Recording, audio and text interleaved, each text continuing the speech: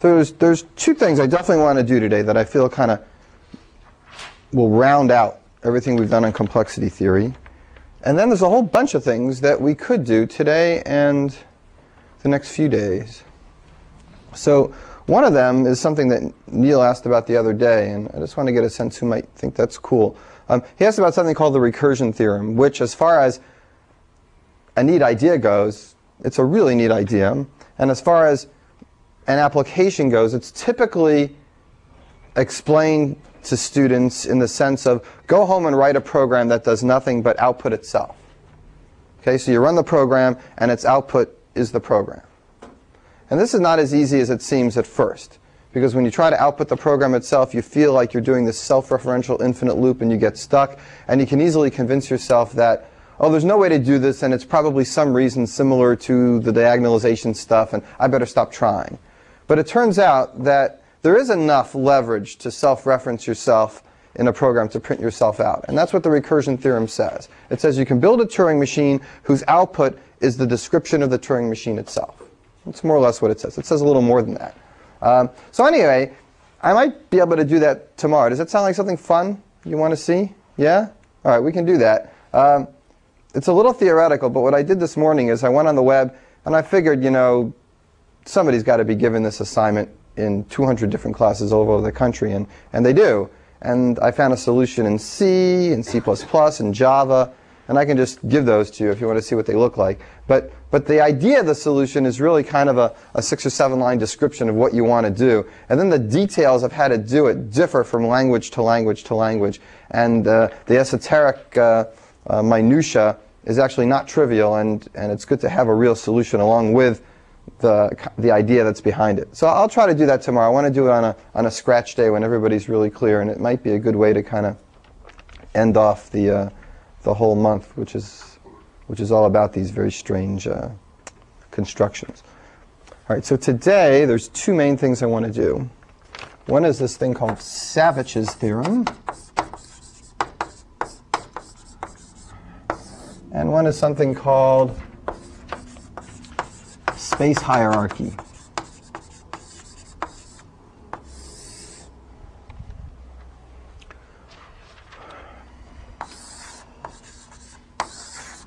Where's that bullseye again?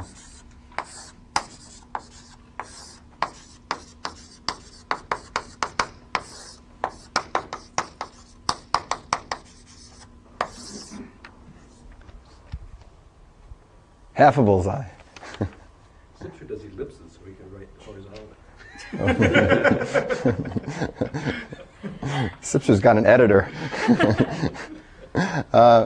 This is deterministic logarithm space. That's non-deterministic logarithm space. Remember, when you talk about space that's less than the input size, it means that the input's on its own little tape over here, and the space you're measuring is the extra space you need. So that's the log space, polynomial time, non-deterministic polynomial time, polynomial space, deterministic, and then exponential time, deterministic. So the question that came up yesterday is, how come there's no non-deterministic polynomial space? And my answer was that it's the same as this, that these two classes are the same.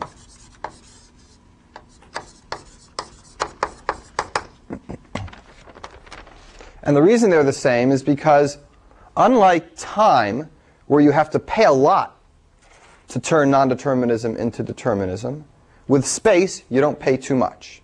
Okay, space is cheaper as far as non-determinism goes. So if you want to go from a non-deterministic time algorithm to a deterministic time algorithm, you tend to have to pay an exponential amount. If this thing runs in time n, then this will run in 2 to the n. And if this runs in time n squared, this runs in 2 to the n, well, 2 to the n squared, more or less, or 2 to the n times n squared.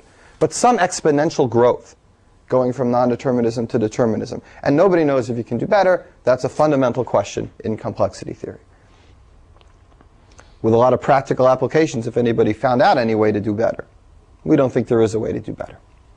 But here, with space, you can actually pay a small price to go from non-determinism to determinism. And here's the theorem. The theorem says, if you use S of n space in a non-deterministic Turing machine, S of n space in a non-deterministic Turing machine. You can do the same thing with the square of that space in a deterministic Turing machine. So you don't pay an exponential blow-up, you pay a square blow-up. Therefore, if somebody gives you a non-deterministic algorithm that runs in polynomial space, like n to the fourth, then you can run it deterministically using n to the eighth space, squaring that n to the fourth. And that's why any polynomial space algorithm ends up being, that's a non-deterministic one, ends up being a polynomial space algorithm that's deterministic, because squaring something doesn't change it from being a polynomial to not being a polynomial. Now let's go down here to these log space ones. Here we have deterministic log n space, and this is non-deterministic log n space. So according to this theorem, what could I put over here around non-deterministic log space? That's D. What deterministic amount of space? This is log n, so this would be D log squared n. Okay, I could square that space and do it deterministically. Everybody see that? So these are not classes of like whole polynomials. These are just a particular function log n, and I can make this little kind of containment. It's not exactly the same. DL is not the same as D log squared as far as we know, but it goes in this order. Okay. If I said like polylog, you know, any log exponentiation, log to the third, log to the fourth, log to the fifth, then D polylog is the same as N polylog, for the same reason as these two are the same. All right, that's the big picture. Are there questions so far? So I want to explain this today and why this is true. The next thing relates to the same idea. One of the few containments that we can actually show is proper in this diagram, that we can actually separate and say there really is something out here that isn't in here. One of the few things is what are called hierarchy theorems.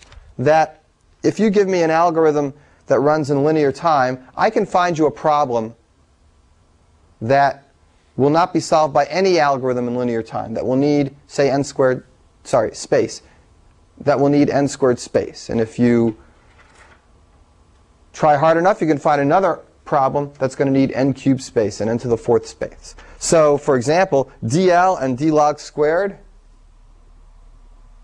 those separate by a log L, by a log n. Those might become separated in the hierarchy theorem, but certainly DL and P space will become separated. There's enough of a jump between log n and polynomial space that I can prove to you that there are things out here that are not in here. So it separates our classes legitimately a little bit. That's what a hierarchy theorem does. And there's one for time also. Okay? There's details about just how much of a push up you have to get before you get a new hierarchy. Like, is it certainly if you multiply the complexity by n, that's enough. Actually, if you multiply it by n to the anything, it's enough. But multiplying by log n, well, there's some issues there. For time, there's a similar hierarchy theorem. Intuitively, again, if you multiply by a factor of n, it's enough to get a new complexity class. So there are problems in n squared that can't be done in n, problems in n cubed that can't be done in n squared, etc., all the way through a real hierarchy in this P area. So we're going to talk about a space hierarchy. The time hierarchy proof is very much the same, and the proof of space hierarchy is very much like diagonalization. It's just diagonalization thrown on a different kind of problem. And it's similar to one of the extra credit problems I gave you where you throw diagonalization on oracles. So this is diagonalization thrown on space hierarchy. So you'll see diagonalization again, and it'll prove that there are some problems that can't be done in a certain amount of space, and that can be repeated. So the next level and the next level and the next level, and there's a whole hierarchy of problems, one which can't be done with the space of the one below it. So I want to do those two things today. Then we'll talk a little bit maybe again about alternation. And then we'll see how much time we have left. And I'll leave maybe the self-referential stuff for tomorrow if we get around to it. OK, questions about this stuff? There's also some reductions I'd like to do, and maybe more NP-complete ones or P-space complete ones. I did a lot in algorithms, and I know you're probably tired of them, but you have some homework problems on them, and I think they're fundamentally important. So it might be useful to see some more examples of them. And I have another one today that I can do, and we'll see if we have time. I'll get to it. All right. Any questions? Ready? All right, so let's start with Savage's theorem and work our way down. I can get rid of the non-determinism, and all I have to pay for it is s squared of n space. Right? Now, what I want to do here is try to simulate any non-deterministic machine that uses s of n space and not care so much about how much space I use. Let's just do any kind of simulation and see where we are, and then see if we can cut that down to get s squared of n. If our first attempt actually gets this, then it's not much of a hard theorem. We just simulate it, and it turns out we don't use so much. It doesn't end up being exponential like the other case. But I think our first attempt will end up being exponential, and we'll have to think about how to cut that down. And that'll give us some motivation about where to go. All right, so let's try. Somebody's got a non-deterministic machine, and it uses s of n space. How do you simulate it? What did we do when we simulated non-determinism for time? What did we do? What was the basic idea? Right, we had a tape that listed all the choices, and we tried all those choices. Now, rather than think of it in terms of the Turing machine, we think of it in terms of this tree of possibilities. Here's the non-deterministic machine. Here's the initial configuration of the Turing machine. Here are the choices. I'm going to just make 2 choices here at every step just to make it easier for us to do calculations. There could be more choices, but there's some fixed number of choices at every step. And this represents a tree of possible computations. And a particular one starts from the initial configuration and makes choices and goes down to some configuration at the bottom. And if this configuration says yes, then we accept. And if they all say no at the bottom, then we say, no, I don't accept. Okay, that's what a non-deterministic machine does. And we have to go ahead, given a description of how to get this tree. That's what the Turing machine really is, a description of how to build this tree, a description of how to write the configurations out, and what the choices are at each step. Now you have to write a program that's going to take this description of the tree and go ahead and figure out, is there a way to get from the start to the bottom? And you're given that this machine doesn't ever use more than s of n symbols on its tape, whatever good that is to help. Right? So let's first see if we can simulate this at all.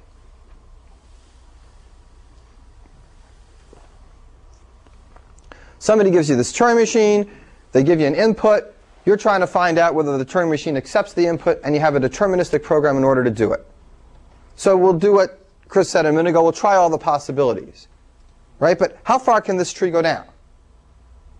It can go down pretty far. It can go and go and go. Right? So we can simulate it, and it doesn't seem to be any limit on the time we'll spend simulating this. All right, so maybe it'll go forever. But how much space is it going to use? Well, if we actually build this tree up, it's going to use an infinite amount of space too. So my first gut instinct simulation uses an infinite amount of space. I have now paid an infinite amount to move from s of n. And that's pretty bad. So let's do better. Let's get it down to a finite amount, and then let's get it down to s squared. Do I really have to go forever before I answer yes or no? It's something we talked about yesterday. It's very, very crucial.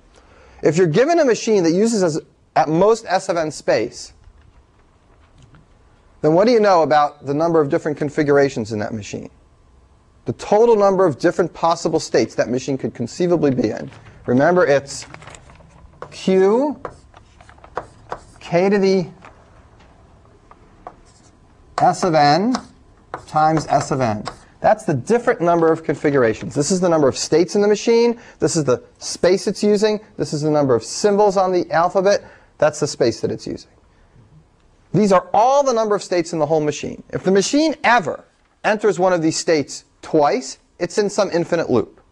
So if it ever enters one of these states twice and hasn't accepted something, you know you can stop and say it's never going to accept.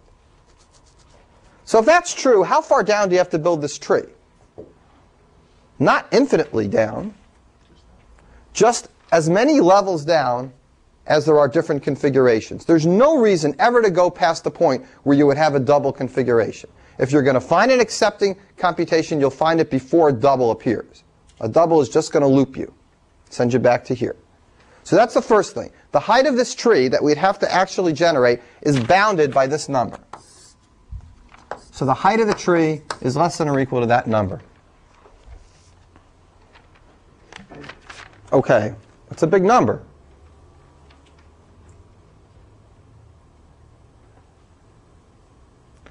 How many nodes are in a tree with this height? A binary tree with this height? 2 to that number. Well, that's hideous. I mean, this is exponential to the exponential. But now at least we've got a finite step, okay? Now we're closing in on Savage's theorem. That's why the theorem has got a name, right? Because when you try to just do it on your own, you don't get the answer right away. So somebody finally figures out how to do it, and they get their name on the theorem. Once you understand Savage's theorem, you're going to say, hey, I could have done that. And that'll be in about 10 minutes. All right, so we knocked it down from infinity to finite. I can take S of n space in a non-deterministic machine, and if I do the most brute force thing, which is just go ahead and build this whole tree and store it in my memory, and then look at it, line by line by line, that takes this much space. Exponential, exponential. Can we improve on that? Chris says yes. Who else says yes, we can improve on this? Is there any need to store the whole tree to figure out if you can get from here to an accepting one on the bottom? We don't have to build the whole tree. We can kind of build it as we go down, like a depth first search, up until that depth. If we hit an accepting computation, we stop and say yes. If not, we back up and shoot at another branch that goes down. At any time, what are we storing in memory? We're storing a path from the top to the bottom, but not all the other branches. We don't generate those in advance. We leave those ungenerated and just remember where we're up to and generate them as we back up in the depth first search. It's a classic depth first search where you're given the description of the tree, but you don't actually have to store the whole tree. You just build it up as you go, and when you come back, you build up another path of it. When you come back, you build up another path of it. It's like a traversal through a tree, and you only store the path that you're currently traversing. And the way you build the rest of the tree is that you look at the Turing machine, and it tells you how to build the rest of the tree when you need it. And you've done this, actually, in programs. This is not something that's abstract. You did it in the Go program in algorithms. You did it in what's the name of that game? That ball game in the Java program. You did it a number of times. You've done these depth first searches. So what does that do to our space? It takes it down from this and makes it into... It takes rid of that 2 to the something factor. Now it's just the length of this thing, which is q, k, s of n times s of n. Now, I actually am a little bit, just a teeniest bit careless in that this is assuming that I can store every one of these dots in one space. Right? This is the number of levels in my tree. The longest thing I have to store is a path from the top to the bottom. But actually, I can't just store a configuration in one cell or in a constant number of cells. How many cells does it take me to store one of these configurations? What's in one of these configurations?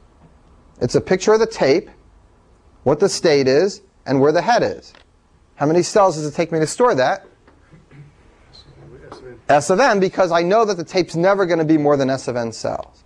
So each one of these little dots takes S of n cells in order to represent it. No more than that. So I really need to multiply this by S of n. And I really should have done that here too, but we were so far off, I figured, why bother adding another factor? Now we're getting closer, so I want to give you the more realistic view. All right. So all we got to do is get rid of this part. Whoosh. That's not going to be so easy. All right, questions so far? Has anybody read Savage's theorem, looked at it in the book yet? Yeah? Did you get it? Yeah? Most of it? OK. Carry on. We will. We're going to carry on in just a minute. All right, any questions so far? Good, good, good? All right. I'm doing this slowly because I really think this is important. It's nice to see a counterpart to what the biggest open problem in time is just a theorem with a solution in space. And maybe one day someone will have a proof that, the time exponentiation is required, and it'll just be, so-and-so's theorem, and this was open for 200 years, but now it's an exercise, in your homework. That's how things go. Okay, so let's go back to this picture. We have the potential to build this tree as deep as we want. We can make any piece of it we want at any time. We want to know if we can get from this configuration to an accepting configuration, any one, and we don't want to use as much space as actually generating a whole path. We don't ever want to hold a whole path from here to the bottom. That's way too much. Now, each configuration we store is going to take S of n symbols. So how many configurations can we conceivably store and still get away with this theorem?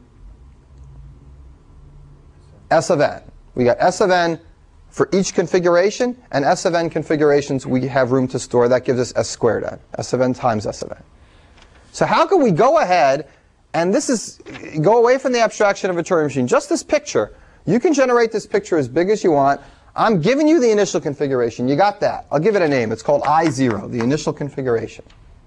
Okay? And you get all the time you want. We're only measuring space here. So take all the time you want. Tell me, is there a way to get from I0 to any of the final configurations, which I'll number, I'll just give them names. We'll call them IF0, IF1. These are final configurations that accepting configurations. There might be, so they say there's 3 of them. Is there any way to get from here to here? You're given a description of exactly what configurations this can go to, description of how to build this tree. And I want to know, can I get from here to here? You have all the time in the world you want, but don't store too many things. So right now I've stored 4 things. That's not so bad. Maybe I shouldn't even store 4. Why don't I just do these one at a time? Now I've only stored 2 things. If I can't get from here to here, I'll try the next final configuration. I can use all the time I want, so why not just store as little as possible and then use the time to do it? So I'll take any final configuration, and I'm going to try to get from here to here. How do I do it? So just going through this tree and looking for a path from here to here is too much space.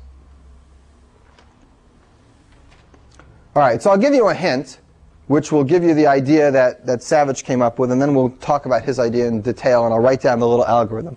But the hint is that trying to find out whether there's a path from the node that represents this configuration to the node that represents this configuration, when you're given a way to generate the next stages in the path, that's like a linear search. That's like I'm searching for something from here to here, and I'm going to look through the whole path and store it as I go. Right? So if you want to cut that down, what's the normal way to cut down linear search? Is to do like a binary search. But there needs to be some ordering to do a binary search.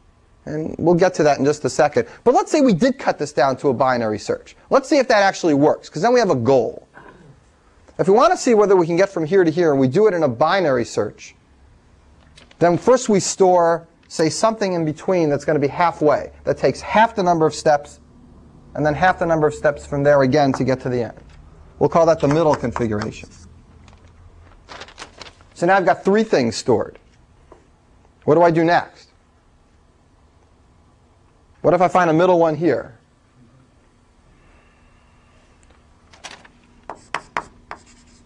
Middle. And then maybe a middle one here and a middle one here. Sooner or later, these configurations are going to be 1 apart. Okay? How many configurations would I store until they became 1 apart if I just keep having this first interval? I have it, and sooner or later, I get an interval that's just 1 apart.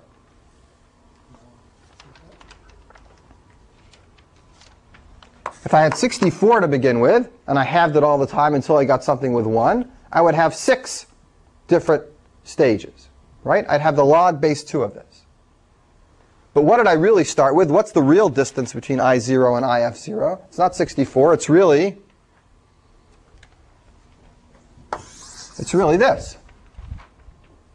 So if I manage to do my search in a way that I only store half points, then I can cut it down to the log base 2 of this.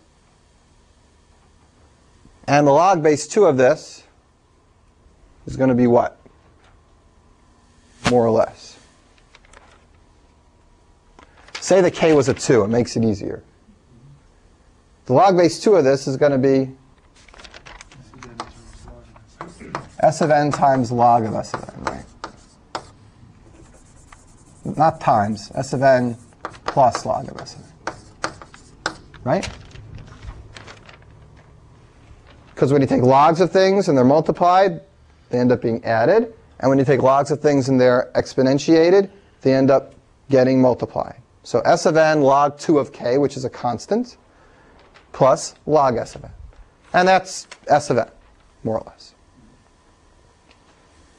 So we'd have only s of n different configurations stored, and that's what we're hoping to do. So that's our goal. Our goal is to kind of do this in a binary search kind of a way. And it's not going to be so tough to do it. We just have to be a little imaginative. So let me stop for a second. We started out that here's the initial configuration, here's a final configuration we're hoping to get to, right, Gary? And how far are they apart in the worst case?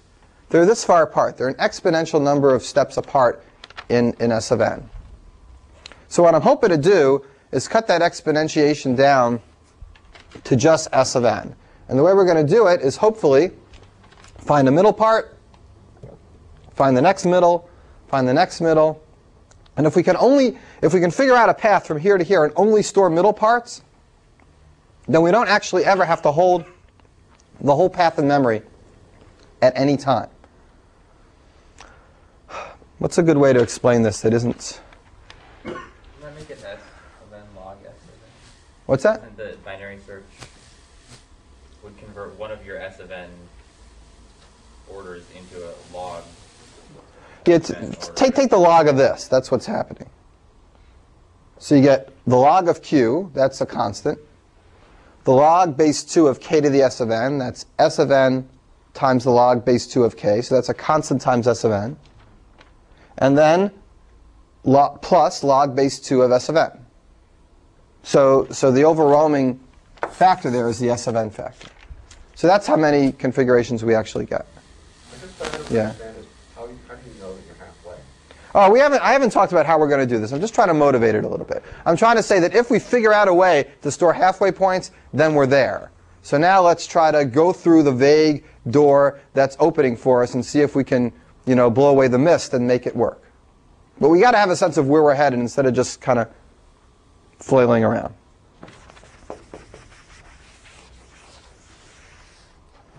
So before I actually write the algorithm down, I'm thinking maybe I can come up with another way of thinking about this that might be clearer for you.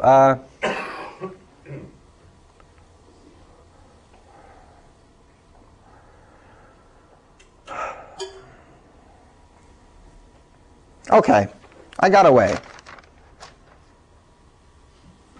It's just the same thing, but maybe this will help you think about it. Let's say that somebody gives you a book, and in this book is a description of a big cave, and a description of the passages in the cave.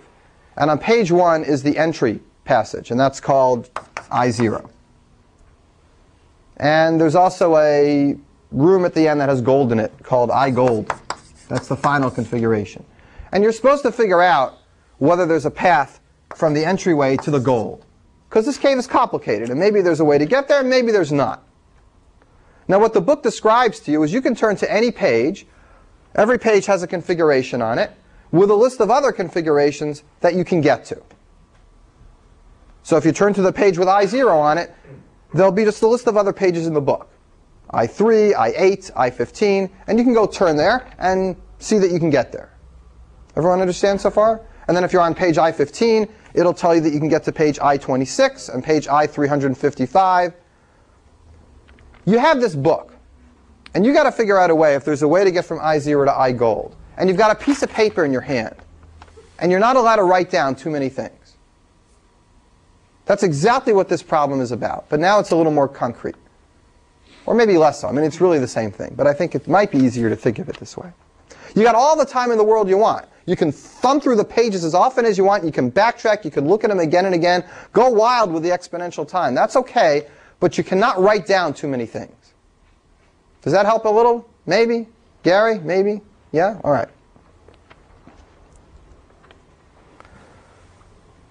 All right, well, here's our method.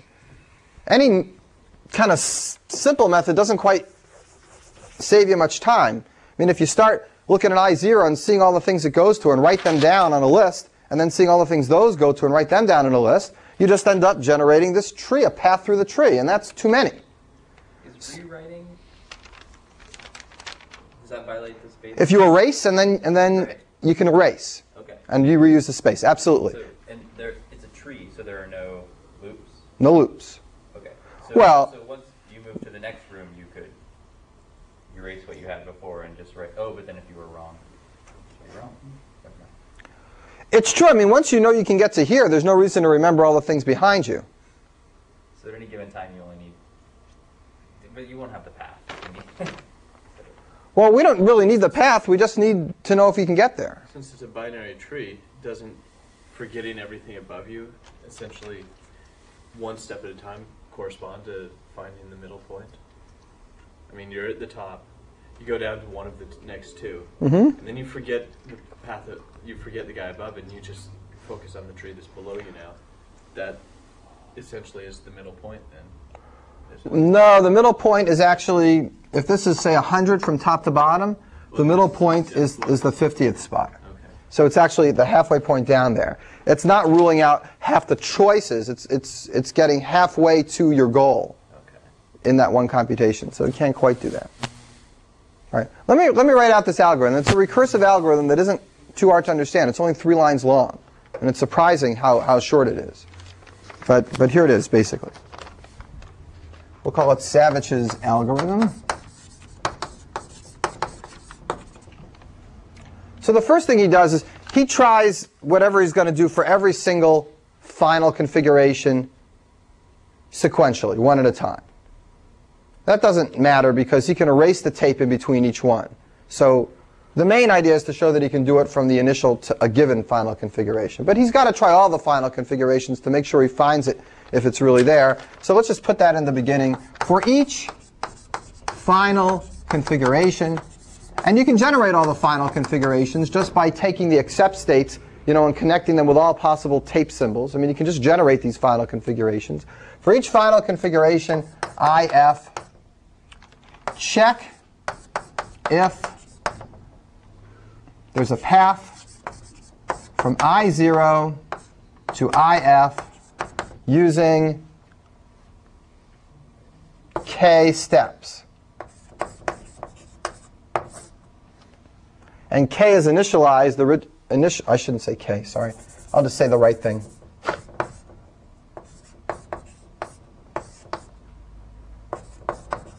This many steps. Okay? See if there's any way to get from the beginning to a final in this many steps or less.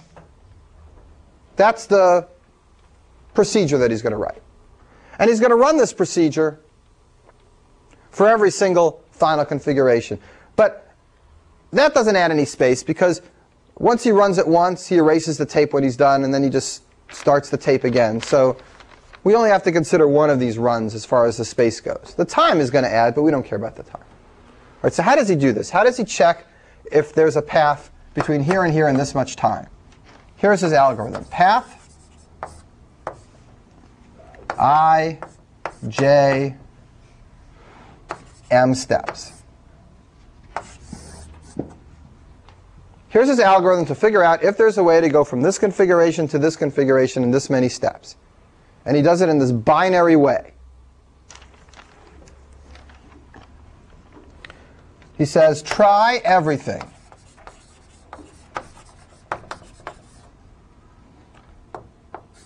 And we'll call everything L.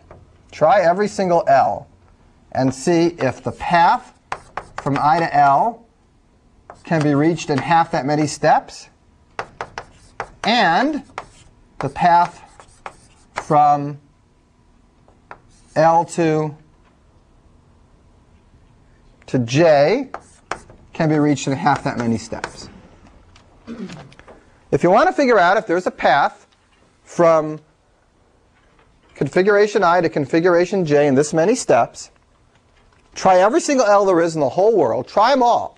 Try all q, k, s of n times s of n. Try them all and see if there's a path from I to L with m over 2 steps, and if there's a path from L to j with m over 2 steps. If any one of these L's work, you stop and say yes. If none of them work, you stop and say no. Okay, it's recursive. What's the base case?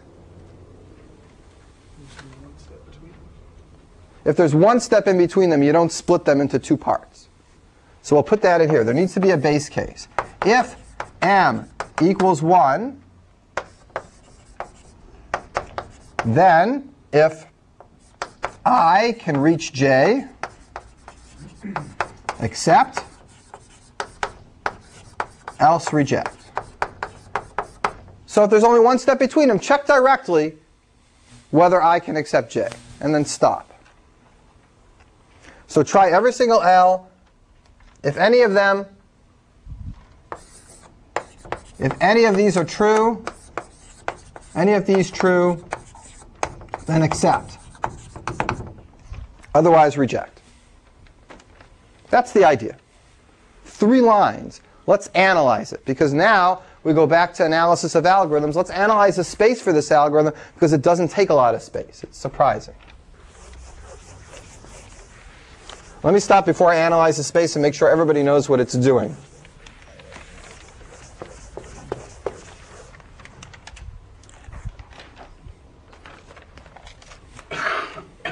You all know how to analyze time probably better than space. Maybe we should analyze the time first, because the time isn't s squared. The time's bad. How do you analyze the time for this? To do this problem requires 2 problems, each of which is half the size. And you see this loop? How many of these half-size problems do you have to do? A lot. A real lot. Look at this. It's ridiculous. How many things are there? Here are the number of configurations again. Let's just make it simple for a moment. 2 to the s of n, more or less the number of configurations. So what this says is, if you want to figure out this problem for s of n, if somebody gives you s of n, you're going to do 2 problems, each of which is half the size.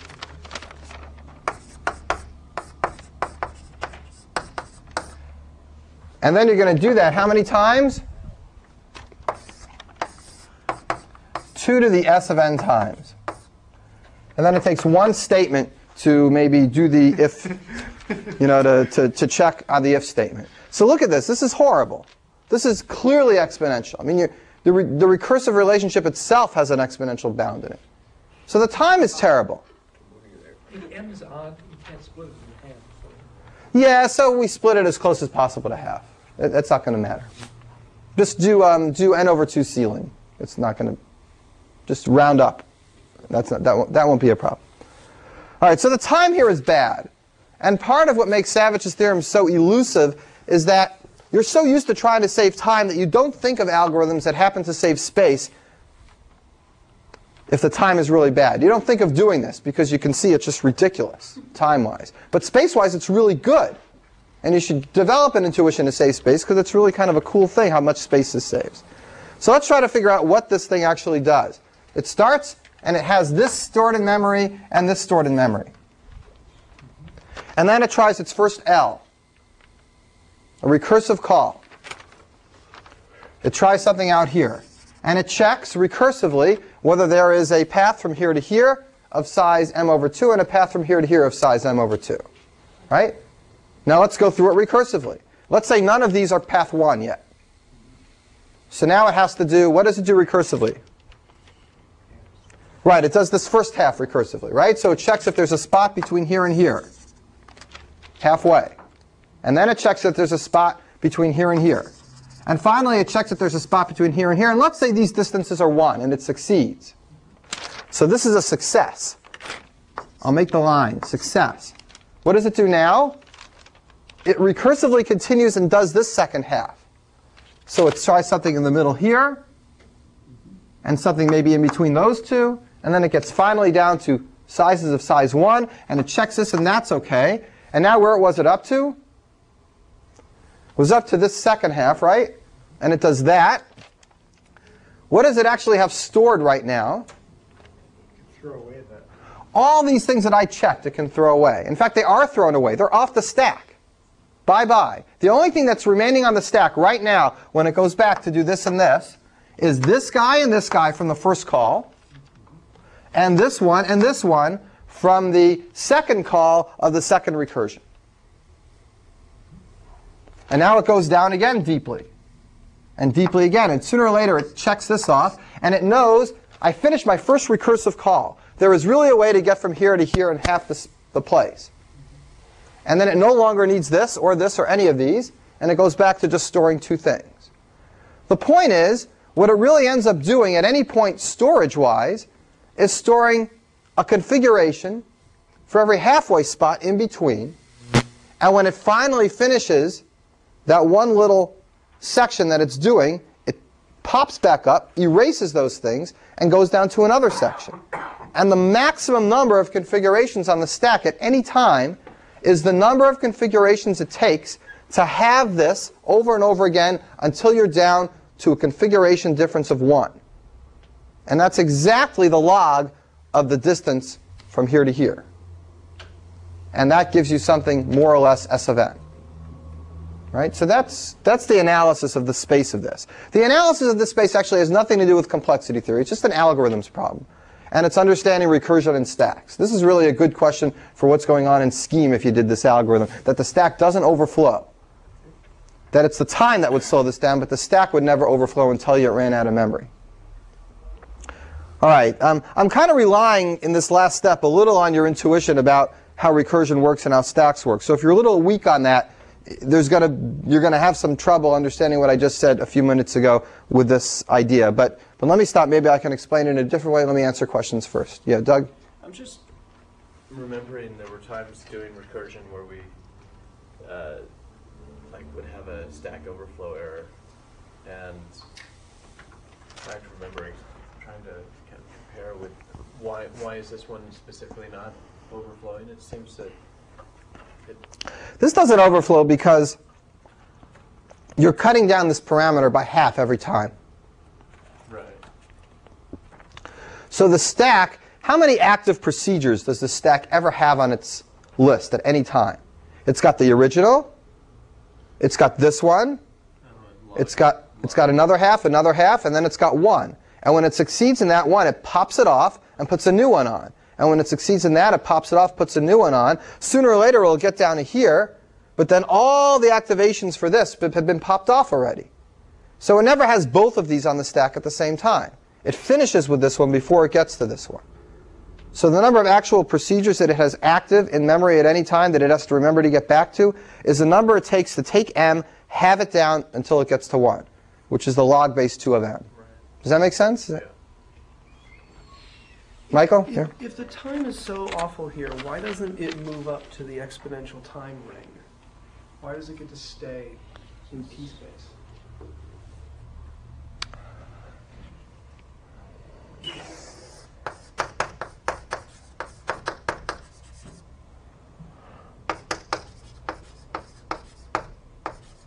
Michael asked a good question that really does merit a good answer.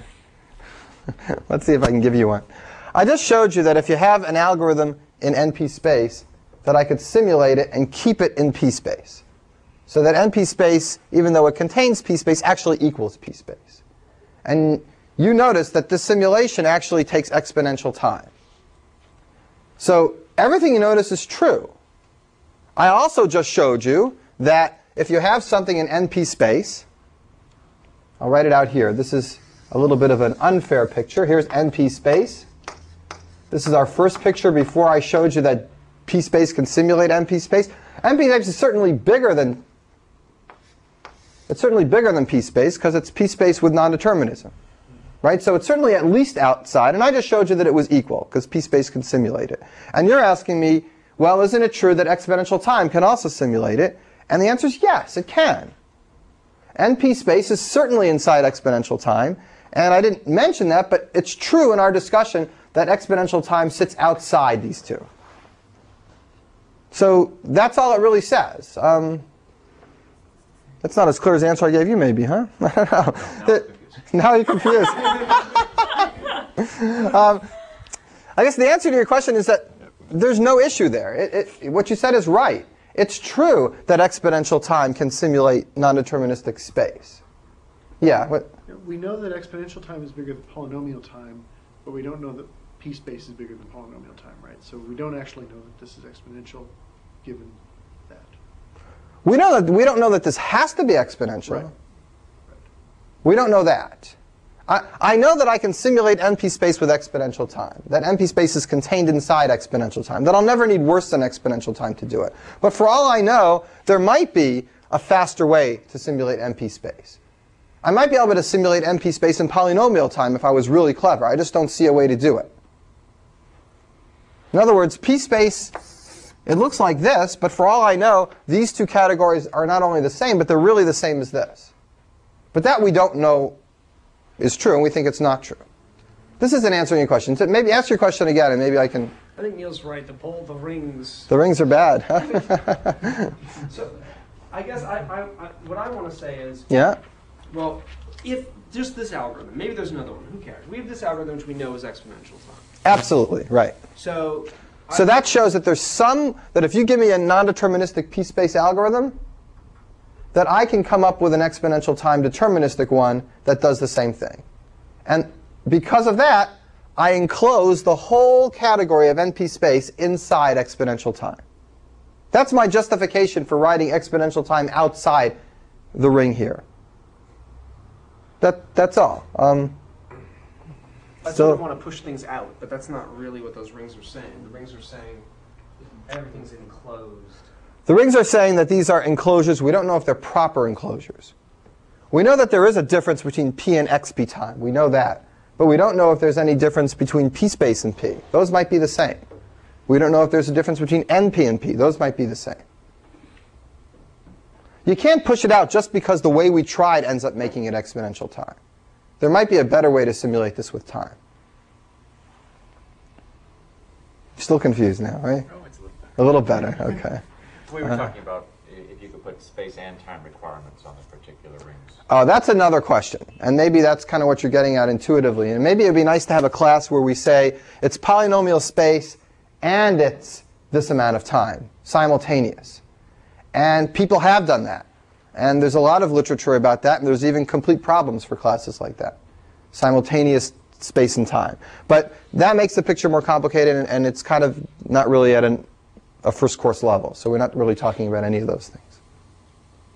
We need to do it in 3 dimensions and color. Oh, yeah. Good color. Sharon, yeah. Is what you're saying that if we could prove that when we make this change to determinism, we had to do it in exponential time, then that would sit in the exponential time? If we prove that doing this simulation actually required exponential time, I don't know how we could prove that. But if we could prove that, then we would know that p space is definitely not polynomial time. We know that these two things, the border here is a real border, and that these two can't collapse together. But we don't know that. For all we know, this, and this are all the same collapsed circle. I know they're contained in exponential time, but if I could show you for sure that you really needed exponential time, then it would spread these back out. There's still the possibility that p is powerful enough to simulate NP space. How about this? Here's our hypothetical categorization. I've convinced you that xp time can do NP space, and NP space can do p space, and p space can do p. This is enclosure is because space is always more powerful than time. Space is the number of cells you visit. Time is how many steps you take. So anything that has a number of cells visited, that has a time that takes n steps, certainly has to take at least n cells. This is because it's non-deterministic and this is deterministic. So this is more general than this. And this is because if you have something non-deterministic polynomial space, there's only so many configurations you can have. And if you just run them all through, you get exponential time. So the question is, are any of these collapsible? And I just showed you that if you give me anything here, I can simulate it here. So that collapses these two. This line just goes away. Those two are the same. I also showed you that you give me something in here, I can simulate it there. But big deal. That's what I knew already. It would be nice if I could show you that I could take anything in here and simulate it here. That would collapse those two. And that's kind of what Michael's asking about. He says, well, you showed me that this takes exponential time, and that just leaves the picture the way it is. If I could prove to you that I couldn't do it in anything better, then it would show that this border will never collapse. If I could prove to you that that simulation has to take xp time, then it affects this border, and it shows that this border is... In fact, if you could do it, it's a huge result. Showing that polynomial time is different than polynomial space is the next most open question after p versus np. It's not quite as strong as showing p is different than np, but it's pretty darn good. Yeah.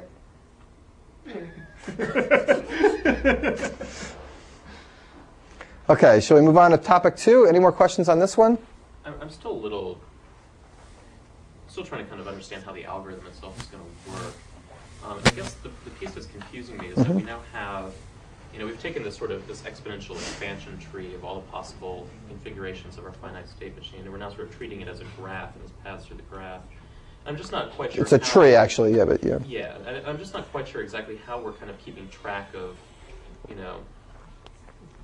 sort of which of these paths we've tried and which don't need to be tried again.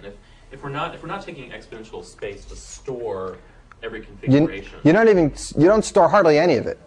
You store hardly any of this tree. All you do is use the ability to construct pieces of the tree very, very often. You do that an exponential number of times, but you don't actually store the tree explicitly anywhere. You don't even store a path from the top to bottom explicitly anywhere at any given time.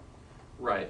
But when we're going through this L, try everything L. That's definitely an exponential number of things. Right. If we were to write it all out, it would be exponential. So my question is, without writing is there a sequence somehow to all this L, so we just kind of know? You can order it any way you want. Well, you're gonna generate them all, so you could generate them all in some kind of a reasonable order. The tape symbols, the state starts in the first tape symbol, all the other possible tape symbols in lexicographic order. The state moves over to the next. The head moves over to the next spot, all the tapes in lexicographic order. You can certainly generate this out in some systematic order and remember where you were up to. It's the control of your program that remembers where you were up to, is the real answer to your question. And the control of your program is very, very crucial. It remembers that you tried these and you didn't try the others, and at any point it only stores one of these L's and a stack full of all the others until you get to the base case. So as far as the configuration it actually remembers at any time, it's the initial, the final, and a stack of other configurations equal to the number it takes to have the distance between the original and the final repeatedly until you're down to one step. So yeah, you hardly look at the thing at all. And you could really do this. Like if you were in that cave and you had this book, you could really do this if you had a lot of time. You start on the first page, you're trying to get to the gold on the last page, and you know that there's presumably 80 steps in between. Right. So you say, I'm just going to try all the pages and see if there's a way to get from this page to this page in 40, and from this page to this page in 40. And now you remember that middle page. Put it aside somewhere. You write it on a separate piece of paper. I'm on page 32. That's the page I think. And now you say, OK, well, I got to do this recursively. So the second part I'll do later. And right now I'll just concentrate on the first part. I got to pick another halfway spot. Say that's on page 6. Another halfway spot, that's on page 4. And now I'm down to things of size 1. So I can get rid of 4 because I know there's a way to get from 1 to 6. And now I work between page 6 and 32. So you really are not storing too many configurations, and you just remember how much you've done. I guess your question is, how do you know how much of the path you've done? It's because this control keeps track of that. Well, it's also just sort of where is that book stored? Because the place where your little metaphor doesn't quite hold is that if you have the book, yeah, then you've taken sort of exponential space to write your book out. Right. Right. You don't really have the book. What you have is you're kind of figuring out the pages as you go. It's sort of like you're going back through the book. What you really have, that's right. What you really have is a description that tells you, you don't really have a book. Right. You've got a machine. And you can type in a page of this hypothetical book, and it'll tell you what's on that page. That's what you really have. And you're allowed to write down a few pages of where you were.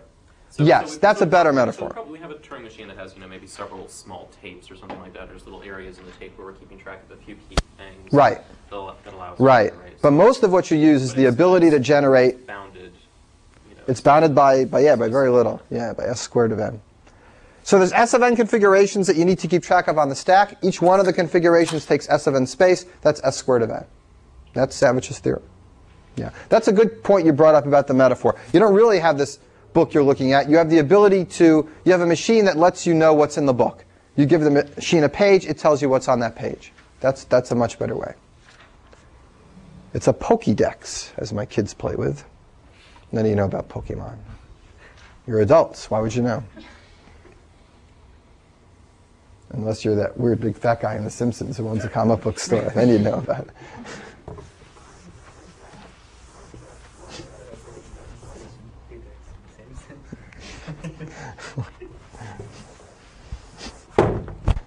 Whoa. Since I've done that, yeah.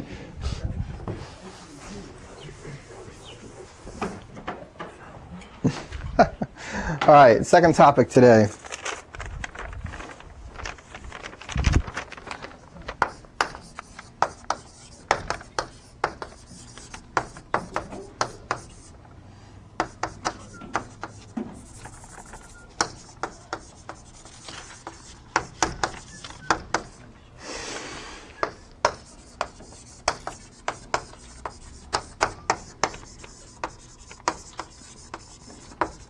Okay, let's think about this for a minute. Let's consider Turing machines that work in a certain amount of space. Let's say linear space. Okay, they never use more than linear space. Guaranteed. And I want to know something about this set. The set of all Turing machines that accept themselves, but these are Turing machines that are linear space bounded. They're guaranteed never to use more than linear space. Everyone understand the difference between these and general Turing machines? General Turing machines can do anything they want, run amok on the tape, and these Turing machines are guaranteed that they never use more than linear space on the tape. So here's the input on one tape. They use another tape that never use more than the length of their input. And I want to know, can you decide this set? Can you decide, given a Turing machine like this, whether it will accept itself, yes or no? Guaranteed that this machine never uses more than s of n symbols. So do you think this is decidable or undecidable? Can you write a program that decides this? Is n the number of states of the Turing machine? N is the size of the input. This is a Turing machine that takes an input and never uses more space than the size of its input. So in the case of accepting itself, n would be the size of the Turing machine. Does the machine have to conform to this as well? No, it doesn't. The machine can, right. Right, Jeff asked a super question. Does the machine that does this have to be a member, have to live in the city? Right? That's the next half of what I'm going to talk about. If I asked you whether there was a way to do this with a machine that lived in this town, the answer would be no. How many steps this one is taking. And if this thing ever takes more than this many steps and doesn't say yes, then it stops the simulation and says, I know this machine will never ever accept. Because it's supposed to accept within this much space. It's supposed to accept without using any more. And it's already used enough steps to fill this tape in every single possible way it possibly could. So from now on, it's in some loop. And if it hasn't accepted up till now, it won't accept after now. It cuts out the infinite possibility into a finite category. And it's the same idea that we've done 3 or 4 times already in different ways. The ability that if you have a space bound on something, it implies a time bound. And if you have a time bound, then after that time bound is over, you know if it hasn't accepted yet, there is an infinite loop and it will never accept. So a general Turing machine can decide this set. This is decidable. Okay, this is the kind of question you could get on a problem set, and the answer would be this is recursive, this set. It's more than recursively enumerable. You could actually decide this yes or no. The yes part's easy, you just simulate. The no part's a little harder. You count up to here, and when you get past this number, if the answer hasn't been yes, then the answer's no. Wouldn't it be possible to break through the space bound before getting to that, though, if that's all you did is just fill up your space? I'm not sure I understand, Chris. Ask Like me this again. is, if something takes this long, then it's guaranteed to have and continues, it's guaranteed to have used more than its allotted space. If something took this long, if it took this much amount of time, say we're simulating this machine, it took this much amount of time and it hasn't accepted yet. Right. Then I say stop and say it's never going to accept. But what's your question? Yeah. You say it's never going to accept. It's either in a loop or it's not, or it's beyond n space, right? Oh, the possibility that it's beyond n space will never happen. You're guaranteed that these machines do not use more than n symbols. That's given to you. These are S of n equal n bounded Turing machines, space n Turing machines. So that's what you were testing for. No, we don't know that. No, you're given. You're eliminating the looping.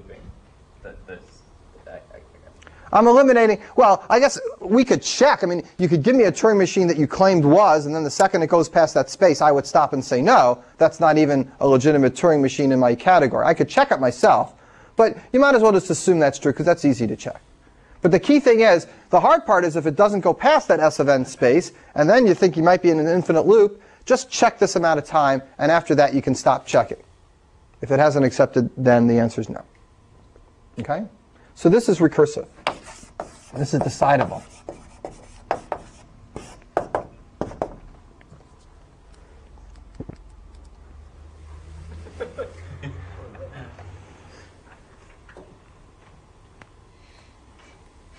So is it really true? Like, Zoom in. it's not glowing. It's a lie. Glow in the dark chalk. Maybe it'll glow tomorrow. It doesn't glow. It says glow in the dark, glow in the dark, glow in the dark. It needs to be set in the sun for a while. Your results may vary. All right, well, so put a black filter on the video and see what happens. Okay, so now here's the next question, and this question actually is at the heart of the space hierarchy theorem. And I don't want to get into too many technical details, but the basic idea is really straightforward, and you've seen it before in the many diagonalization examples we've done. The next question is, and it's what Jeff asked a minute ago, a really good question, is there a way to decide this set if we don't allow a general Turing machine? A different kind of decidability. Is there a Turing machine that is bounded with S of n equal n space that can make this decision? Is there a member of this group of Turing machines that's smart enough to be able to check whether all other Turing machines in its class accept themselves or not? Okay, and what do you think the answer is? The answer is no, but we know it's decidable. That means there's some other Turing machine that takes a bound of space that's bigger, because that's the only possibility for one that does work. There's none that, I'm going to show you that there's none in this class that actually take this amount of space that can do it. But I just explained to you that there's one that can do it. So that one has got to have to use more space. That means that there is a problem, namely this problem, the set of all Turing machines that accept themselves in a specific amount of space. That problem needs more space than S of n equal n. And then I can do it again from there. The set of all machines of S of n equal n squared will need something with extra space to recognize that, etc., etc., etc. You get a hierarchy of problems, each of which requires more space. And technically, you know how much you have to go up to make the thing work? You have to multiply this n by n to the epsilon, where epsilon is bigger than 0, and that's enough. Multiplying it by a log n, I think, is a little tricky. I'm not sure that quite works. There's some technicalities. So let me try to convince you that there's no S of n equal n space machine that will do this. So let's assume that there is. Let's assume that one of you come up with an S of n equal n machine that can decide yes or no, do all other S of n equal n machines accept themselves, only the ones that accept themselves, yes or no. It accepts the ones that accept themselves, doesn't accept the ones that don't accept themselves. Is there a machine that does that? So I'm going to convince you there isn't, and it's this diagonalization proof.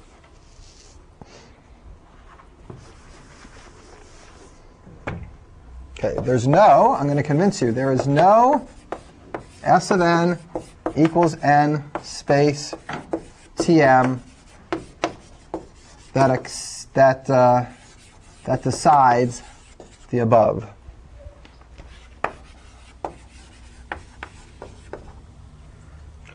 let's call this, let's give it a name. We'll call it Q.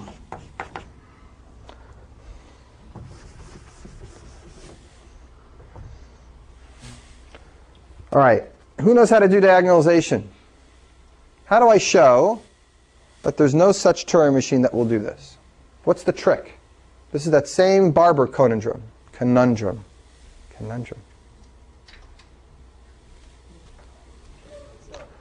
We assume there is one. Should be able to find out. Don't accept themselves. Too. If there's a machine that decides the things that accept themselves, then there's a machine that decides the things that don't accept themselves. This machine will say yes or no. So if it says no, then we can change the no to a yes and a yes to a no. So if there's a machine that decides the above, then the machine can tell us whether one of these things accepts itself or doesn't accept itself.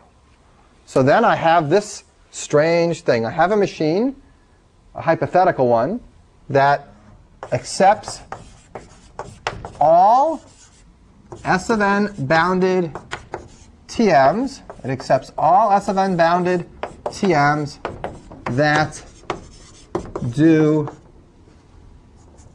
this chalk is losing its value, that do not accept themselves. A hypothetical machine that does this would imply a machine that does this, a machine that accepts all S of n equal n bounded Turing machines that do not accept themselves. This is that Barber again. Let's consider this hypothetical machine that should exist if there was such a thing that accepted this. And I'm going to show you that this hypothetical machine can't exist by contradiction. Therefore, there is no possible S of n equal n bounded space machine that could decide this, because it implies the strange Barber that can't exist. How do we know this can't exist? Where's the problem? How do I find a contradiction in this description? Feed it to itself. I ask you the question, here's an S of n equal n bounded machine that accepts all S of n equal n bounded machines that do not accept themselves. So, does this machine accept itself? If it accepts itself, it's supposed to not accept itself. And if it doesn't accept itself, well, that's what it's supposed to do. It's supposed to accept all the things that don't accept themselves. So it can neither accept itself nor not accept itself. Therefore, it doesn't exist. It's a nonsensical definition. And if this can't exist, then the thing that implied it, namely that there is a possible S of n equal n space machine that decides this question, that can't exist either. And that implies my hypothesis. My hypothesis that I'm hoping, and now I know, there's no S of n equal n space machine that decides that question. Why did we flip why did it become that do not accept themselves? Because this is the one that gives you the contradiction. The ability to decide this question implies you can decide the complement, because all the yeses turn to nos and all the nos turn to yeses. And it's the complement of this set that's the one that doesn't exist. In other words, there is an S of n equal n bounded space Turing machine that will enumerate this set, that will tell you if the answer is yes when the answer is yes. It takes the machine and it simulates it using S of n space, and it keeps working and working, and if the machine sooner or later says yes, it will say yes. But if the answer is no, it can't check that because it doesn't have enough room to count that high. And this is kind of the proof of that. There's some technical details that I kind of left out here, but they're really minor. And the idea is really diagonalization again. And whenever you need to prove that there's separations in classes, diagonalization is always a way to do it. But it's the heavy big guns. And it fails between P and NP. There's no diagonalization between P and NP. And we don't have a lot of techniques for separating classes out outside of the heavy tool of diagonalization. And that's what people like Mike Sipser, who came to talk here, and people in his group, they are dying to come up with ways to leverage out and separate these classes that doesn't use the big heavy tool of diagonalization, because this is just the same idea over and over again, and it can only separate classes that are kind of far away from each other. It doesn't doesn't get fine-tuning between those classes. So that's why they look to circuits and other methods of defining computation in order to somehow separate these things out. Is there something special about this, the machines that accept themselves problem that makes this work where you can apply a general Turing machine can analyze a bounded Turing machine and turn something that would normally be undecidable or recursively enumerable into something that is decidable? Or it seems like that would be the case with anything, like any of those categorizing Turing machines problems. It's true. Now we know when it loops. Basically. Right, but just like any diagonalization, anytime you add a little power so that the higher level can understand the lower level, there's a question about that higher level that it can't figure out about itself. And you can add in a little more power. But the same thing could apply to lots of other Sure. Turing machine analysis problems other than just those that accept themselves, right? I mean, Oh. In fact, it does. Right. Oh, I see. Is the set of all S of n bounded Turing machines an empty language? Right. All those things. Right. You can apply Rice's theorem ideas to things like this. Sure. All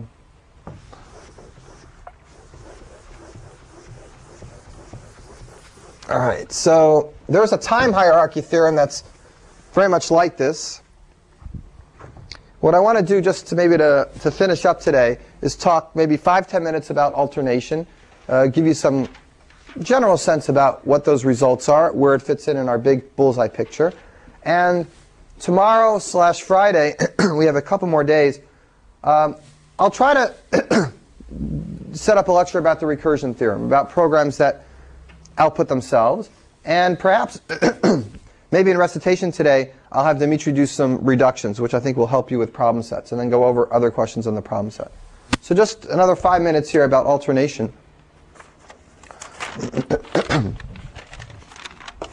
P, NP, P space. Let's get a real piece of chocolate. Okay. All right. I mentioned this idea of an alternating Turing machine the other day, and I'm going to remind you what it is. An alternating Turing machine has two kinds of states. States that are OR states and states that are AND states. A non-deterministic Turing machine, all the states are OR states.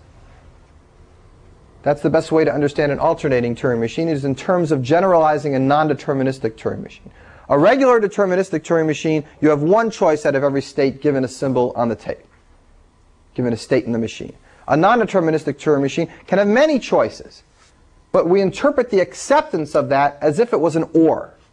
If this one, or this one, or this one, or this one works out and accepts, then I accept. So every state in that non-deterministic machine is an OR state.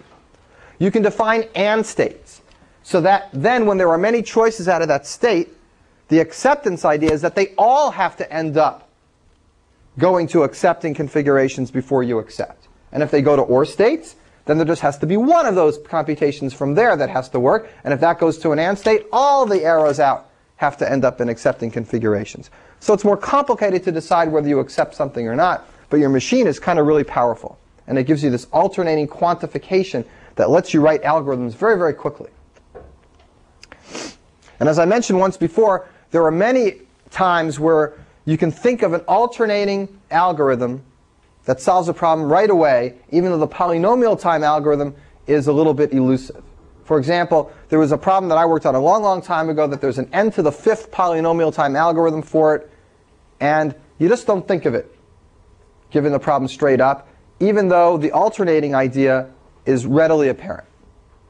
And it's an algorithm about figuring out how to take different graphs and put them on top of trees so as to minimize certain distances of the edges that are spread out in the trees. It's called an embedding problem.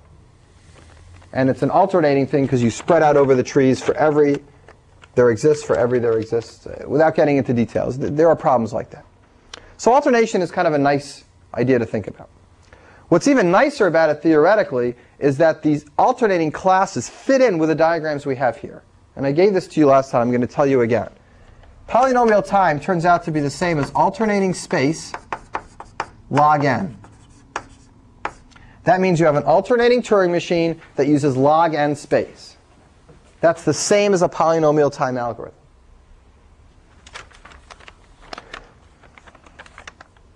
Polynomial space is a time polynomial. If you have an alternating machine and you let it run in polynomial time, that is exactly the same as the things you can do in polynomial space. So this is interesting. Think about polynomial time being here, and this saying, I'm adding alternation to polynomial time. When you add alternation, when you add non-determinism to polynomial time, it pops you up here. That's adding there exists. When you add universal, when you make it alternating, it pops you up the next level. Precisely. That's a very beautiful result. Add one quantifier, you're here. Add two quantifiers, you're here.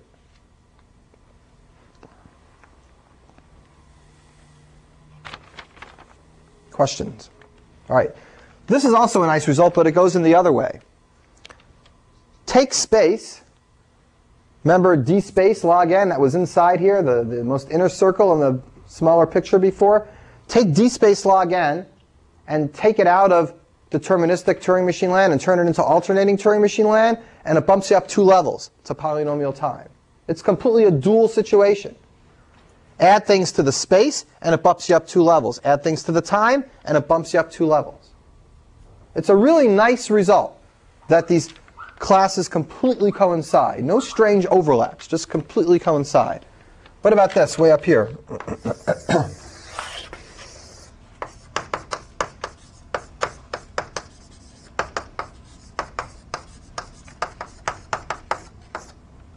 What if you have exponential time? What is that going to be equal to?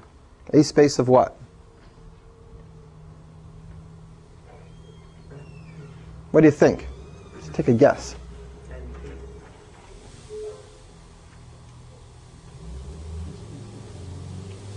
Well, I need a function here, not a complexity class, right? So here, when I added log n to my A space, I got polynomial time. So if I add 2 to the log n, I would get 2 to the polynomial time, hopefully. So that's what happens. Polynomial space with alternation gives you exponential time. This is really the same idea as this. It's just lifted up at a higher level. These two are the same. But this is very, very nice. Now, the proofs of these things are not terrible, but they're also not simple. I mean, they really need a whole class or class and a half. Mike Sipser's book has these proofs. He splits it into 3 or 4 lemmas each. But the idea intuitively, and I'll just give you a 2-minute overview of this proof, because it's really not so bad. The idea is that you need to figure out how to simulate alternating machines that use log n space in polynomial time. So somebody gives you an alternating machine, and you got to simulate it somehow. So here's the alternating machine. It looks like this. Here's the computation.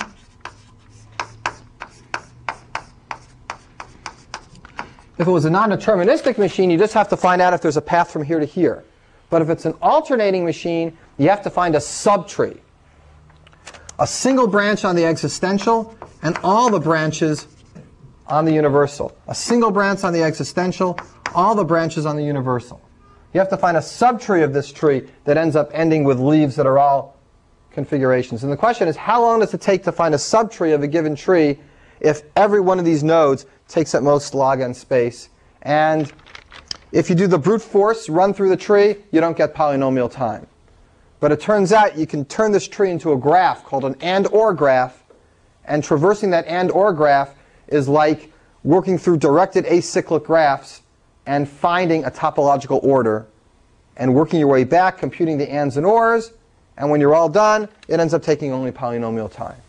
All right, that's a 45-second version of what really needs an hour to completely understand. But at least vaguely you get an idea that it's a simulation whose first attempt doesn't work, but if you collapse the data structure in a clever way and go back to some stuff in algorithms, you can make it work in polynomial time. And all these simulations end up being things that go back to graph theory and algorithms. They don't lie so much in the weird world of like infinity, what Dimitri talked about yesterday. They lie in the world of practical, can you figure out how to simulate one data structure more efficiently with another? So this stuff is not always just pure mathematics. It comes back to stuff that relates to programming, even in this back way. All right, so I want you to know these results because they're really cool and it's really beautiful and you should see them.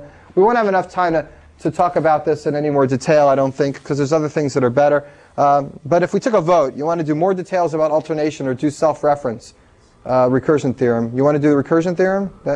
That's the consensus? All right. I can do more things like this next week during the Unix review week. If people want, we'll see. But otherwise, I'll plan to do a recursion theorem lecture tomorrow. The exam, as you know, is Friday. And unlike the first exam, I want this exam to be done here before you run off on vacation for many reasons, but not the least of which is I want to take them all with me and grade them over the weekend and have your grades done by when I come back.